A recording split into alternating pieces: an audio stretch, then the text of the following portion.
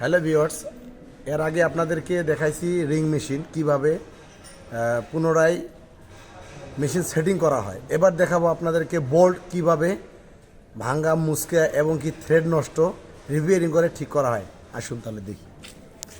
এই যে দেখুন, এটা হলো এটা টপস, এটা বলা হয় 10 মিলি টপস, 10 মিলি টপস। এই যে বরাবর লাগাইলাম। এখন লাগাইলে এই যে এটার মধ্যে আমরা এখন পেঁচ ঘুরাবো, সুন্দর করে এইটার মধ্যে কাটবে পেঁচটা। এই যে দেখতে পাচ্ছেন, সুন্দর করে আমি পেঁচটা কাটাচ্ছি, দেখবেন একবারে ফ্রি হয়ে যাচ্ছে। তো আমি সুন্দর করে ফ্রি করলাম। এখন দেখব যে ফ্রি আছে কি না, দেখি আপনাদেরকে আমি দেখাই। এখন এটার মধ্যে ফ্রি হয়ে গেছে। এখন আপনাকে দেখাবো এই যে একটা নাট, এই যে নাট এবং একটু হালকা জং ধরা রয়েছে নাটটা। এই নাটটা এখন এটার মধ্যে লাগাবো। এই যে দেখুন, নাটটা লাগাইতেছি, একবারে দেখেন কীভাবে ফ্রি, ইজিভাবে ফ্রি হয়ে গেছে।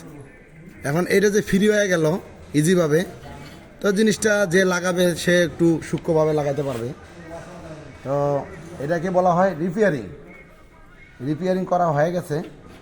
এখন আমি এটা খুলে দিলাম, এখন এটা খুলে গেল। এখন আমি এটা ট্রান্সফার করব, এই যে ভাইয়ের কাছে ট্রান্সফার করলাম। ধন্যবাদ।